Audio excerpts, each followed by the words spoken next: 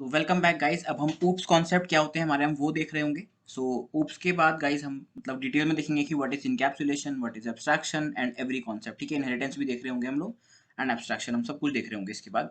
सो फटाफट से कुछ हम टॉपिक्स देखते हैं। So let us start. Oops आपका अगर पूछते हैं फुल फॉर्म इंटरव्यू में पूछ सकते हैं, कि वैसे नहीं पूछते जनरली बट आपको पता होना चाहिए। ओओपी मतलब आपका होता है object oriented programming. And oops की अगर हम बात कर रहे होते हैं तो आपकी स्पेसिफिक जो आपकी फुल फॉर्म होती है that is object oriented programming systems. Okay, आपको ये चीज़ पता होनी चाहिए। Now object oriented programming oops में आपके गाइस क्वेश्चन क्या क्या हो सकते हैं। क्लासेस के बारे में पूछ सकते हैं कि what are classes, different type of classes क्या क्या हो सकती है। ठीक है, क्लासेस के जितने भी आपके क्वेश्चन हो सकते हैं वो सब पूछे जा सकते हैं। ऑब्जेक्ट्स के बारे में पूछा जा सकता है, किस प्रकार से ऑब्जेक्ट बनाते हैं, what is anonymous object and everything. So all these concepts हम पहले ही पढ़ चुके हैं। ठीक है, क्लासेस एंड ऑब्जेक्ट्स में। एंड मेथड्स एंड कंस्ट्रक्टर्स के बारे में पूछ सकते हैं। सो एवरीथिंग जो भी आपकी ऑब्जेक्ट ओरिएंटेड प्रोग्रामिंग में चीजें हो सकती हैं, जो कि हम स्पेसिफिक टॉपिक्स लेके पढ़ चुके हैं ऑलरेडी, ये सारी चीज़ें राइट। हमने क्लासेस देख लिया, ऑब्जेक्ट्स देख लिया, इसमें जितने क्वेश्चन बन सकते हैं वो हम सब देख चुके हैं। मेथड्स क्या होते हैं, किस टाइप के मेथड्स होते हैं, कंस्ट्रक्टर्स क्या होते हैं, डिफरेंसेस क्या होते हैं, सब हमने देख लिया है। सो ऑलरेडी हम काफ़ी कुछ कवर कर चुके हैं। That is also a part of oops only. Now हम नेक्स्ट इसके साथ में गाइस हम इनकैप्सुलेशन भी पढ़ने वाले हैं एंड इनहेरिटेंस वगैरह हम लोग इसके बाद देख रहे होंगे सब कुछ। ठीक है, सो अगर पूछते हैं इंटरव्यू में कई बार पूछ जाता है, please define what is OOP और what is object oriented programming. So आप बता सकते हैं कि it is a programming paradigm where the complete software operates as a bunch of objects। और आप सिंपल शब्दों में अगर इसको कहना चाहें तो आप कह सकते हैं कि it is a programming paradigm where everything is considered as an object। ठीक है, सो इफ आज इन द इंटरव्यू आप सिंपली बोल सकते हैं कि it is related two objects and it revolves around objects in simple terms right. ठीक है, तो आप इस तरीके से डेफिनेशन दे सकते हैं। नाउ अगर हम मेन फीचर्स की बात कर रहे होते हैं तो आपके मेनली गाइस 4 मेजर फीचर्स होते हैं राइट। एक आपका होता है inheritance, encapsulation, polymorphism and data abstraction. इनको गाइस हम एक एक करके अलग अलग अपने टॉपिक्स में ले रहे होंगे। ठीक है, इसके बाद हम पहले हम ऊप्स के क्वेश्चन जो मैं आपके लिख के रखे हैं सारे हम डिस्कस करेंगे। देन इसके साथ ही हम इनकैप्सुलेशन भी इसी के साथ देख रहे होंगे इसी टॉपिक में। And then afterwards guys inheritance का एक अलग से कॉन्सेप्ट है जिसमें कि मैंने काफी सारे क्वेश्चंस आप लोगों के लिए ऑलरेडी लिए हुए हैं। पॉलीमॉर्फिज्म हमने अलग से डिस्कस किया हुआ है। पॉलीमॉर्फिज्म में आपके काफी सारे क्वेश्चंस बनते हैं कि पॉलीमॉर्फिज्म क्या होता है, compile time versus run time polymorphism क्या होता है एंड सो ऑन। ये सारे कॉन्सेप्ट मैंने उसमें सिखाए हुए हैं। बट अभी हम आगे बढ़ते हैं। ठीक है, अगर पूछते हैं कि मेन फीचर्स क्या है तो आप ये बता सकते हैं कि आपके 4 मेन फीचर्स होते हैं राइट। ना आगे बढ़ते हैं। What are some advantages of using OOPS oops? Okay, so basically guys आप लोग oops यूज कर रहे होते हो तो आप क्लासेस एंड ऑब्जेक्ट्स का कॉन्सेप्ट यूज कर रहे होते हो। ठीक है, उसी में मतलब आप डेटा हाइडिंग भी यूज कर रहे होते हो, इनकैप्सुलेशन यूज कर रहे हो, इनहेरिटेंस भी यूज कर रहे हो। तो जो भी उनके हमारे फायदे हैं वही हमारे यहाँ पे भी हम ऐड कर सकते हैं। सो बेसिकली जैसे कि गाइस अगर आप अपना कोड रीयूजेबिलिटी की बात करते हैं, इनहेरिटेंस अगर आप यूज कर रहे हो सो एक क्लास की फीचर्स आप दूसरी क्लासेस में यूज कर सकते हो। सो this is also a advantage.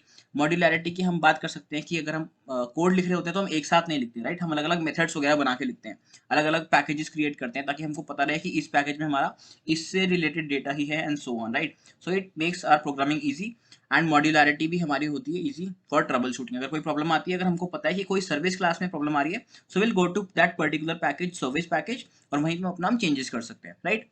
And decompose a problem into simple chunks. Obviously guys अगर हम प्रोग्राम्स में मेथड्स लिख रहे हैं एंड इफ वी नो कि यार सॉर्टिंग वाले मतलब हमारे पार्ट में कुछ एरर आ रही है, सो डायरेक्टली हम उसी मेथड में जा करके we can change the things. So complex problem भी हमारी मतलब थोड़ी इजी हो जाती है। And highly complex problem can be created, handled and maintained easily. वही बात है, अगर आप गाइस मतलब अपने कोड को मेथड्स के थ्रू यूज कर रहे हो एंड काफी सारे आपके कॉन्सेप्ट इनहेरिटेंस यूज कर रहे हो राइट, तो आपको काफी ज्यादा हेल्प हो जाती है, इजी टू मेंटेन हमारा कोड हो जाता है, इजीली हम उसको पढ़ पाते हैं एंड समझ पाते हैं। वरना सपोज कीजिए अगर ये कॉन्सेप्ट ही ना होते, आपको एक ही फाइल में पूरी 1000 लाइन का कॉन्सेप्ट लिखना होता, कोई मेथड्स का आपका सिनेरियो नहीं होता, तो आपको बार बार रिपीटेशन करनी पड़ती है राइट चीज़ों की। सो ये सब आपको पता होना चाहिए, इतना ज़्यादा नहीं पूछा जाता है but still you should know all these things right. And security भी हमारा एक बहुत बड़ा मेन रीजन है अगर हम डेटा एब्स्ट्रैक्शन की बात कर रहे होते हैं। सो डेटा एब्स्ट्रैक्शन में आपको सिर्फ जो चीज़ आपको दिखाना चाहते हैं वही दिखाई जाती है, अंदर की इंप्लीमेंटेशन आपको नहीं दिखाई जाती है exactly right. So this is also a important thing. So data abstraction की मदद से हम लोग सिक्योरिटी भी अचीव कर रहे होते हैं। पॉलीमॉर्फिज्म की मदद से गाइस हम अपना कोड फ्लेक्सिबिलिटी अचीव कर रहे होते हैं। लाइक फॉर एन एग्जांपल अगर हमारे बेसिकली गाइस मैंने इसके बहुत सारे प्रोग्रामिंग एग्जांपल्स अपने पॉलीमॉर्फिज्म टॉपिक में ऑलरेडी ले चुके हैं। ठीक है, मतलब आप अभी आगे पढ़ रहे होंगे, उसमें मैंने बताया आपको पॉलीमॉर्फिज्म आप कैसे कर सकते हो, ओवरलोडिंग एंड ओवरराइडिंग के कॉन्सेप्ट से कर सकते हो। सो एक क्लास में अगर आपका एक मेथड डेफिनेशन दे रखी है, हम उसको अपनी सुपर मतलब चाइल्ड क्लास में अपने हिसाब से उसको हम कॉन्फ़िगर कर सकते हैं राइट। सो फ्लेक्सिबिलिटी हम अपने हिसाब से चेंजेस कर सकते हैं वो सारी चीज़ें। सो आप बता सकते हैं these are some of the advantages. And object और क्लास के बारे में भी गाइज आपका डिफरेंस पूछ सकते हैं, सिंपल सा टॉपिक है।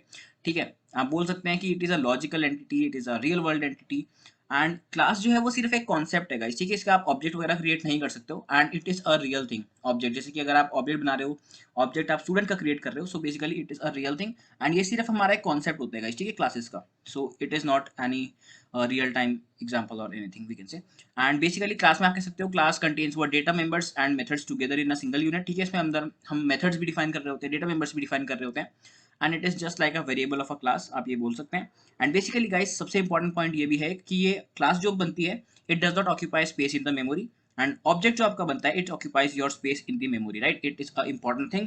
And object is an instance of a class, this is important, and it is a data type that represents the blueprint of an object.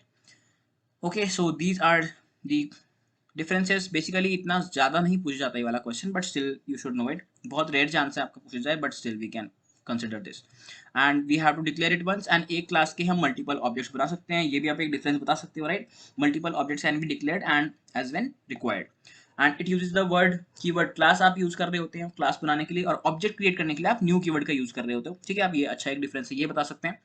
And objects can not exist without a class, this is important, ठीक है, class होगी तभी तो object create कर पाएंगे ना, and a class can exist without any object, so these were the differences. And जो भी आपको इंपॉर्टेंट लगता है, जैसे कि हमारा लास्ट वाला इंपॉर्टेंट है, second last difference is more important. बाकी आप डेटा वाला कॉन्सेप्ट दे सकते हो कि क्लास डिक्लेयर करते हैं तो स्पेस ऑक्यूपाई नहीं होता है, right, and all these things you can tell to the interviewer.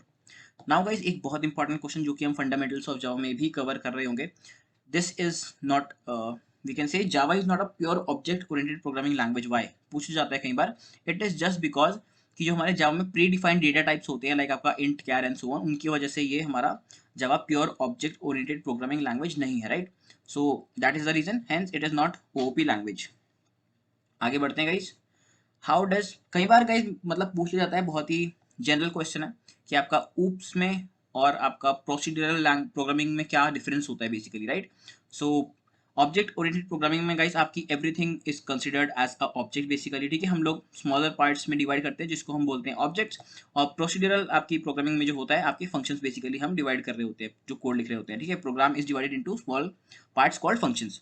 And OOP आपकी बॉटम अप अप्रोच है, एंड प्रोसीड्यूरल प्रोग्रामिंग में आपकी हम टॉप डाउन अप्रोच फॉलो कर रहे होते हैं, राइट, एंड एक और मतलब ये इंपॉर्टेंट काफी सारे जो मेरे को क्वेश्चंस पॉइंट्स लगे मैंने सब ऐड किए हैं इसमें, कि ओओपी में आपके गाइस स्पेसिफायर्स होते हैं public private protected, right, and procedural programming में आपके ये कॉन्सेप्ट्स होते ही नहीं है, it is less secure, and object oriented programming is more secure, क्योंकि यहाँ पे हमारा डेटा हाइडिंग का कॉन्सेप्ट भी होता है, ठीक है, यहाँ पे हमारा कोई ऐसा कॉन्सेप्ट नहीं होता है in the procedural programming. And basically guys procedural programming में आपके ओवरलोडिंग का कॉन्सेप्ट नहीं होता है, इसमें हम ओवरलोडिंग भी कर सकते हैं अपने हिसाब से, right, so these are some of the advantages भी आप कह सकते हो, एंड डिफरेंसेस भी हमारी हो गई एक तरीके से, right, and the concept of data hiding जैसे मैंने आपको बताया इसमें होता है, और इनहेरिटेंस भी यूज होता है इसमें, ना ही हमारा इनहेरिटेंस होता है और ना ही हमारा डेटा हाइडिंग का कॉन्सेप्ट होता है, ठीक है, वही चीज मैंने यहाँ पे लिख के रखी हुई है। सो इन ओओपी डेटा को ज्यादा इंपॉर्टेंस दी जाती है, एंड प्रोसीड्यूरल प्रोग्रामिंग में आपके फंक्शंस को ज्यादा इंपॉर्टेंस दी जाती है rather than the data, and इससे गाइस हम सिंपल नॉर्मल प्रॉब्लम्स ही सॉल्व कर पाते हैं, एंड ओओपी से हम रियल वर्ल्ड एंड अपनी कॉम्प्लेक्स प्रॉब्लम्स को सॉल्व कर रहे होते हैं, राइट, एंड अगेन एब्स्ट्रैक्शन का हमने लिखा हुआ है कि it uses the process of procedure abstraction, and यहाँ पे हम लोग डेटा एब्स्ट्रैक्शन कर रहे होते हैं। So a lot of points have been mentioned, आप तीन चार जो भी आपको मतलब इंपॉर्टेंट लगते हैं बता सकते हैं, सो दैट्स द थिंग, ठीक है, हम यहाँ पे कोड रीयूजेबिलिटी भी कर रहे होते हैं इनहेरिटेंस वगैरह के साथ, बट यहाँ पे हमारा कुछ ऐसा सिनेरियो नहीं होता। एग्जाम्पल के लिए आप बता सकते हो कि सी लैंग्वेज में हमारा प्रोसीड्यूरल लैंग्वेज प्रोग्रामिंग स्टाइल हम यूज कर रहे होते हैं, यहाँ पे हमारा C C plus plus Java Python and so on, right, so this was one question. Access specifiers generally पूछा जाता है गाइस, ठीक है, आप अगर फ्रेशर इंटरव्यू अप्लाई कर रहे हैं, सो चार तरीके आपके बेसिकली होते हैं, ठीक है, बेसिकली एक्सेस मॉडिफायर क्या होते हैं ये भी पूछ सकते हैं। सो एक्सेस मॉडिफायर्स आपके होते हैं जो कि रिस्ट्रिक्ट करते हैं स्कोप ऑफ अ क्लास, कि आप अगर आप किसी मेंबर के आगे कोई एक्सेस स्पेसिफायर लगा रहे हो तो हम बता रहे हैं कि कहाँ कहाँ हम उसको यूज कर सकते हैं, correct, so that's the thing, variable constructor method या डेटा मेंबर के आगे हम उसको लगा रहे होते हैं। चार तरीके के गाइस हमारे होते हैं, default, private, protected and public. So इसका एक चार्ट मैंने बना करके रखा हुआ है, right, I have taken the screenshot. Now देखिए गाइस ये हमारा डिफॉल्ट है, ये प्राइवेट, प्रोटेक्टेड एंड पब्लिक। अब देखिए प्राइवेट का क्या सिनेरियो है, प्राइवेट सिर्फ और सिर्फ अपनी सेम क्लास में यूज होता है, right, we all know that, so इसलिए सेम क्लास है तो प्राइवेट हम उसको यूज कर सकते हैं, यस, एंड बाकी किसी भी जगह हम प्राइवेट को यूज नहीं कर सकते हैं, सो इसलिए नो हो गया, सिंपल सा हमारा कॉन्सेप्ट। नाउ जब हम गाइस पब्लिक की बात करते हैं, यू नो पब्लिक आप हर जगह यूज कर सकते हो, ठीक है, सेम क्लास में यूज कर सकते हो, सेम पैकेज में भी यूज कर सकते हो।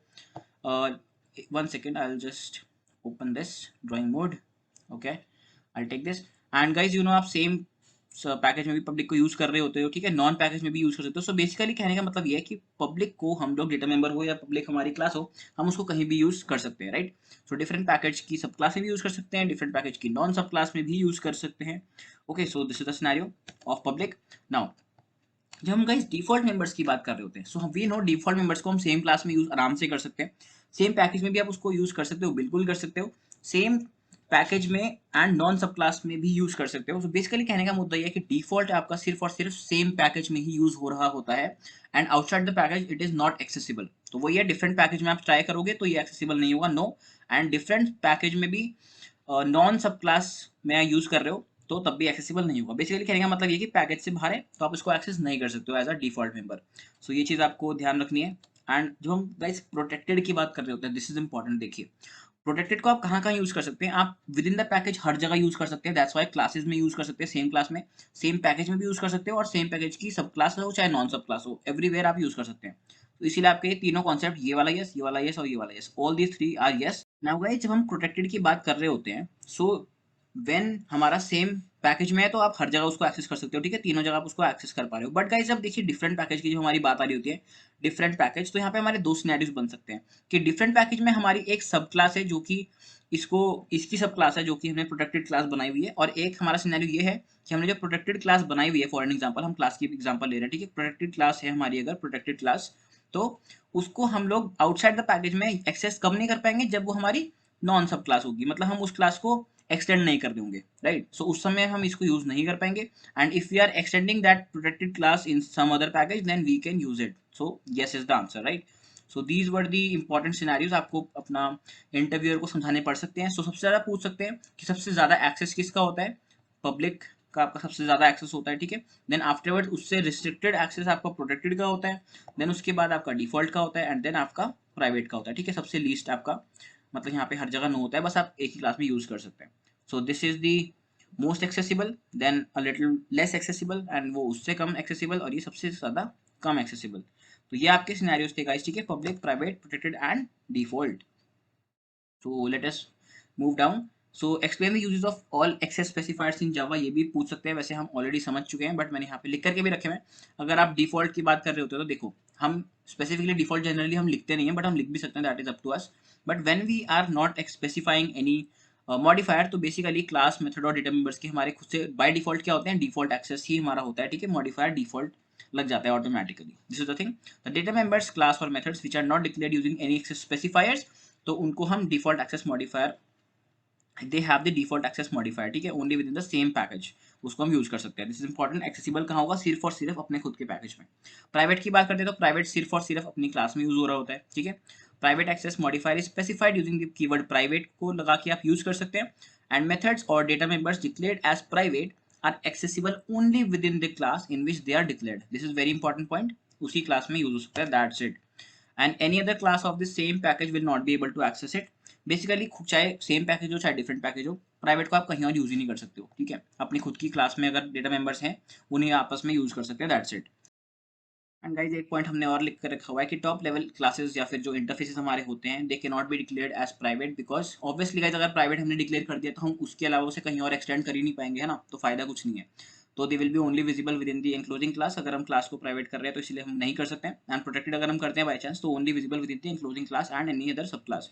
सो बाकी जगह हम उसका यूज ही नहीं कर पाएंगे, so that's why it is irrelevant। Protected की अगर हम बात कर रहे होते हैं guys, so protected access modifier is specified using the keyword protected, इसको यूज करके आप नॉर्मल अपने प्रोटेक्टेड वेरिएबल्स या क्लासेस बना रहे होते हैं, राइट। एंड मेथड्स और data members declared as protected are accessible within the same package, ठीक है, सेम पैकेज में होता है, और subclasses in the different package, ये हम ऑलरेडी ऊपर समझ चुके हैं, दिस इज इंपॉर्टेंट। पब्लिक की बात करते हैं गाइस, वाइडेस्ट स्कोप होता है आपका, ठीक है। पब्लिक को आप कीवर्ड को यूज करके पब्लिक कीवर्ड्स मतलब अपने बना सकते हो, पब्लिक मेथड्स बना सकते हो, पब्लिक क्लास बना सकते हो, पब्लिक अपने इंटरफेसेस को बना सकते हो, right. So public access modifier has widest scope among all the access modifiers, जैसे मैं आपको ऑलरेडी बता चुका हूँ। Class method data members and declared as public are accessible from everywhere in the program, आप कहीं से भी इसको एक्सेस कर सकते हो, कोई रिस्ट्रिक्शन यहाँ पे नहीं होती है। Now guys rules for creating a constructor, basically यहाँ पे कंस्ट्रक्टर में मैंने ऑलरेडी सब कुछ ये बताया हुआ है, बट स्टिल शॉर्ट में देख लेते हैं कि आपका रिटर्न टाइप नहीं हो सकता है कंस्ट्रक्टर का, right. Class name and same name होना चाहिए आपका कंस्ट्रक्टर का। आप कंस्ट्रक्टर को, ये इंपॉर्टेंट क्वेश्चन है, कंस्ट्रक्टर को आप स्टैटिक नहीं कर सकते हो, एब्स्ट्रैक्ट, ओवर रिटन या फिर फाइनल नहीं कर सकते हो, ये चारों चीज़ें आप नहीं कर सकते हैं, ठीक है, इस चीज़ का आप ध्यान रखिएगा, कई बार इंटरव्यू में पूछ लेते हैं। So guys the next question is limitation of inheritance, कई बार पूछ रहे होते हैं। इनहेरिटेंस वगैरह के हमने क्वेश्चंस आगे डिस्कस किए हैं, इसलिए मैंने यहाँ पे नहीं लिए हैं, but that is also part of oops itself. So limitation क्या होती है गाइस? मेन डिसएडवांटेज आपका इनहेरिटेंस का ये है कि two classes gets tightly coupled. Tightly coupled का मीनिंग क्या हो रहा है? This mean that one can not be use independently of each other. For an example guys, आपकी ए क्लास में कुछ मेथड्स हैं जो कि 10 क्लासेस ने इनहेरिट कर रखे हैं, मतलब सब क्लास। आपकी ए क्लास सब क्लास है, मैं यहाँ पे ड्राइंग करके आपको दिखा देता हूँ। सपोज ये आपकी सब क्लास है एंड यहाँ पे मतलब वो आपकी पेरेंट क्लास है, एंड यहाँ पे सपोज आपकी 3-4 क्लासेस हैं।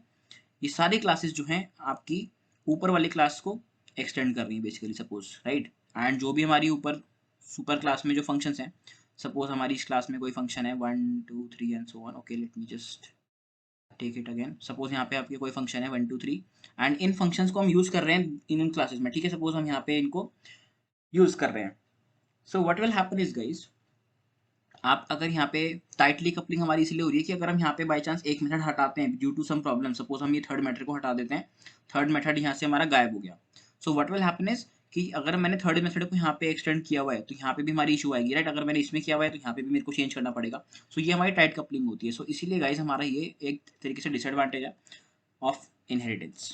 If a method is deleted in the super class, then we have to refactor that method in the sub classes as well. So काफी सारा कोड हमको चेंज करना पड़ सकता है। ओवरलोडिंग फॉलोज रन टाइम और कंपाइल टाइम पॉलीमॉर्फिज्म। आपको पता होना चाहिए गाइस, ओवरलोडिंग कर रहे होते हो तो आपका कंपाइल टाइम पॉलीमॉर्फिज्म हो रहा होता है, ठीक है। आपका इंपॉर्टेंट है for your multiple choice questions point of view, and इसको हम डिटेल में अपना पॉलीमॉर्फिज्म टॉपिक में डिस्कस कर रहे होंगे, राइट। वो चीज़ मैंने यहाँ पे लिख के रखी है आप लोगों के लिए। एंड रियल टाइम एग्जांपल पूछ सकते हैं पॉलीमॉर्फिज्म का, तो आप बता सकते हैं पॉलीमॉर्फिज्म का मीनिंग होता है one name many forms, right. So it means it that one can have different forms we can say, and the best real world example आप बोल सकते हैं ह्यूमंस का ही है, पर्सन का। लाइक अगर आप भी हैं, आप एक स्टूडेंट हो सकते हैं, ठीक है, आप एट द सेम टाइम आप एक सपोज की जगह काम भी कर रहे हैं, स्टूडेंट के साथ साथ आप मतलब इंटर्नशिप कर रहे हैं कहीं पे, तो आप वहाँ पे एक कह सकते हैं कि जूनियर एम्प्लॉय भी हम बोल सकते हैं आपको, राइट। या फिर आपकी शादी हो रही थी तो आप हस्बैंड हो सकते हो, फादर हो सकते हो, सन भी आप हो सकते हो, right. So that is a example. And suppose आप कोई कोलीग हो, अगर आप मतलब अपना कॉलेज पास कर चुके हो तो आप हो सकता है कि आप अपना काम भी कर रहे हो, आपकी शादी हो चुकी है, and you are an employ as well, boss आप हो सकते हैं, राइट, आप फ्रेंड हो सकते हैं, एंड सो ऑन। सो अलग अलग रोल्स हम यूज कर रहे होते हैं। सो वही हमारा सिनेरियो है, एक रियल टाइम एग्जांपल हमारा ये हो गया। Okay, so this is nothing but polymorphism का रियल एग्जांपल।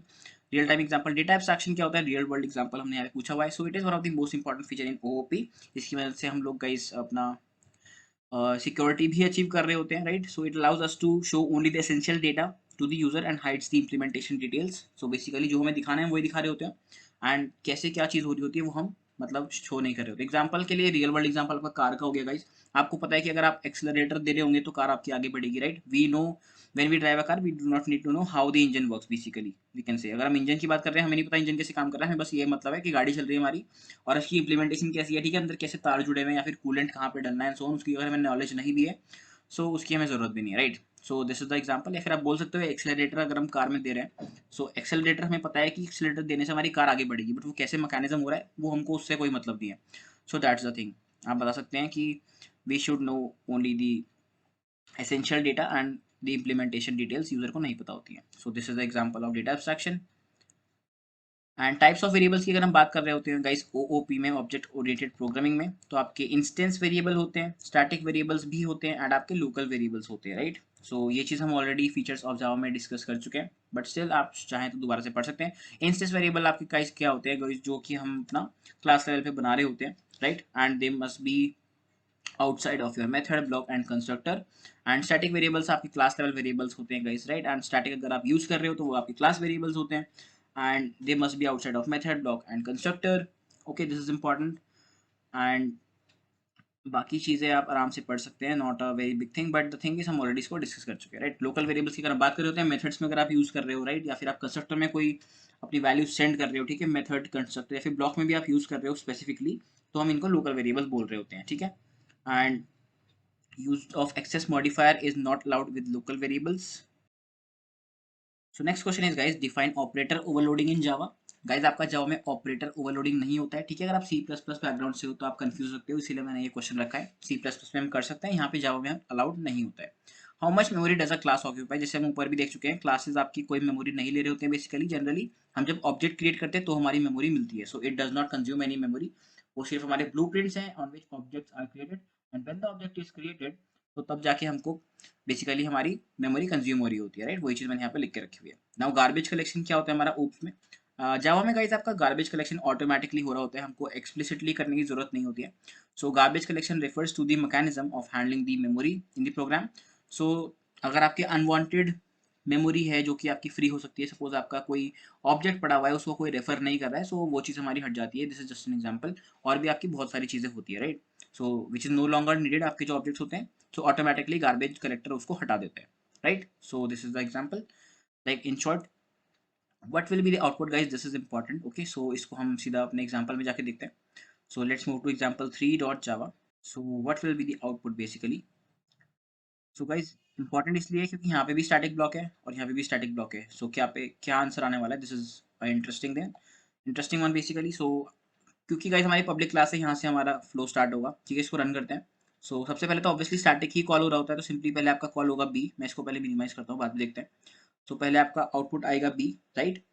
देन आफ्टरवर्ड्स आपका फ्लो मेन फंक्शन में जा रहा होगा, फिर हम सी को प्रिंट कर रहे होंगे। एंड फिर हमने क्या किया गाइस, देखिए हमने स्केलर क्लास को यूज किया ऊपर जो हमारी क्लास है, scaler dot I. So when we are basically trying to print this, so basically it will go to this class. And इस क्लास में गाइस हमारा क्योंकि कोई मेन मेथड नहीं है तो that will not execute obviously, but यहाँ पे गाइस हमारा स्टैटिक मेथड है, दैट्स व्हाई हमारा पहले स्टैटिक जो मेथड है this will execute, and then afterwards हमारा कंट्रोल वापस तब आएगा जाके। सो स्केलर डॉट आई जब हमने किया, so we are trying to access this. Initially guys अभी आपकी इसकी वैल्यू जो है 0 है।